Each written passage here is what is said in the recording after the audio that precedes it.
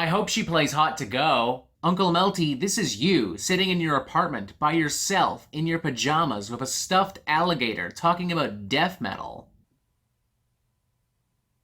This is maybe not the best way to spend a Friday night.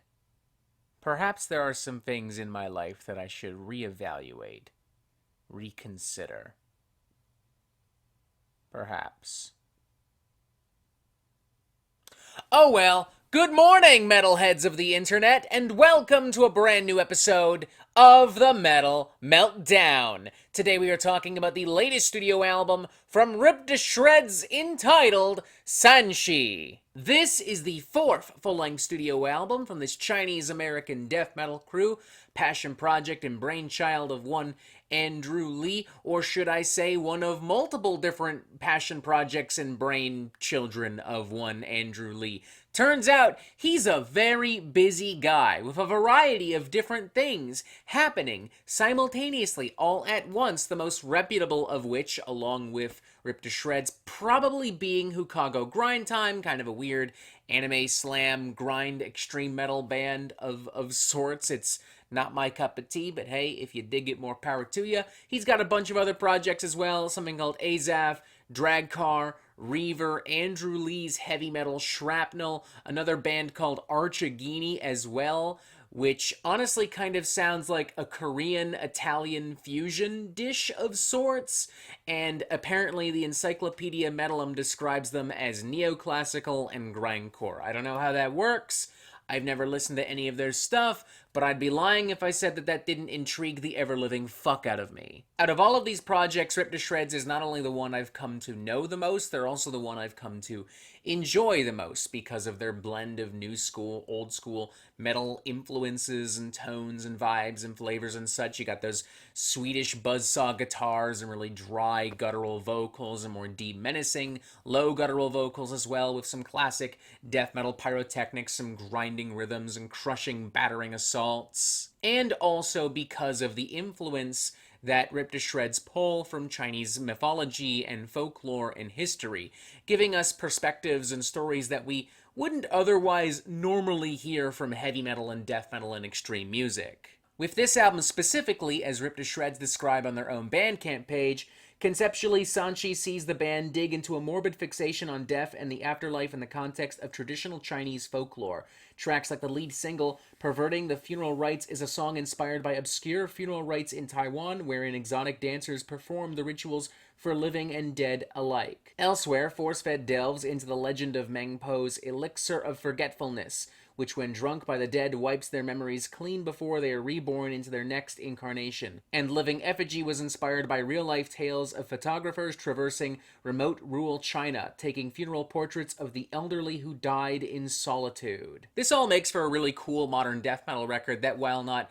drastically or even fundamentally different from your average death metal release nowadays, just has a little bit more of a unique edge and polish to it. Like, it just feels fresh and different enough to stand out from the pack. You've got the opening number, Into the Court of Yan Luo Wang, opening things on a declarative, triumphant, grim, sinister, and immediate note, wasting absolutely no time whatsoever, bashing you over the head with a plethora, with a wide variety of grinding riffs and gnarly tones and wild progressions and rabid vocals. It's intense and angry and constantly switching things up. We have some really fast-paced, really heavy, really dirty sections with like some really grimy guitar tones. We have some more classic American kind of death metal splatterings akin to what I might expect from like classic Cannibal Corpse. We also have some more melodic sections near the end. It's darker in tone with some, melodic licks here and there, which brings to mind like some classic kind of like early 90s Swedish death metal. It immediately demonstrates the album's ability to kind of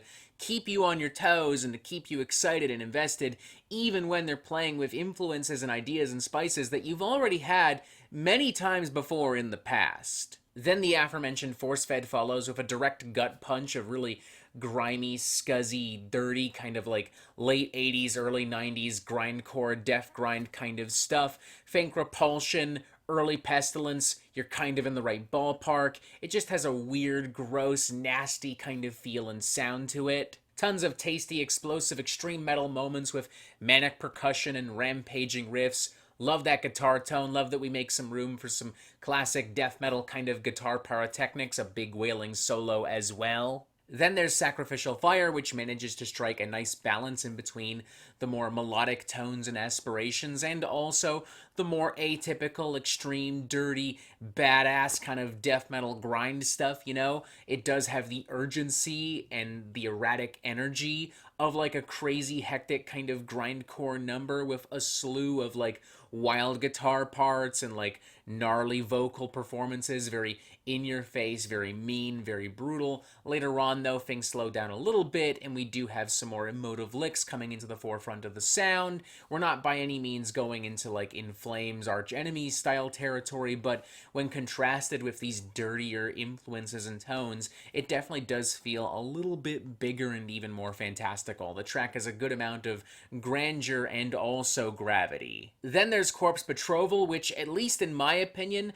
borrows more than a page or two from the Book of Carcass, specifically from records like Symphonies of Sickness and Necroticism. It's got some technical rabid progressions here and there, some nasty acidic vocal spews and spats. It rocks some nice meaty grooves, and it also has some more of those melodic riffs and licks coming into play. Living in Effigy is a really fun cut as well, a nice variety of muscular, chunky, chugging riffs and beats galore all throughout, plus also some doomy undertones and some more kind of like super intense, kind of like grindy outbursts. And of course, the closing number, Perverting Funeral Rites, Stripping for the Dead, caps things off in supremely satisfying and surprisingly cheeky fashion, with some more death grind madness, duh, obviously, but also some really slimy, muddy bass licks, and some sections with more like heavy metal gallops and like wild guitar soloing and like double bass percussion.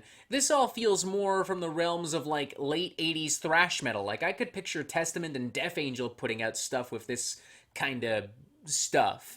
You know? Honestly, I don't really have any criticisms or even nitpicks for any song on this record at all. It's really fun and really brutal, you know? There's no fat, no filler, no duds whatsoever. It's incredibly well put together, incredibly well produced as well, might I add. It does a great job at sounding and feeling really rough around the edges and really raw, while still being just transparent and clear and clean enough. Like, you really do feel the weight and the heft of everything, and nothing really feels buried. I wouldn't mind in some parts a louder, more prominent bass tone, but, you know, simultaneous to that, there's plenty of moments where bass guitar gets the shine, like in the aforementioned closing number with those super slimy bassy licks. I'm feeling a very strong, very enthusiastic 4 to 5. I think it's a great record. I loved it. I'll happily pick this up on vinyl in a year filled with stellar death metal from across the death metal spectrum. Death doom, tech death, prog death, melodeath. It's been a great year for death metal. This one stands out because of its influence from Chinese folklore, because of how it brings together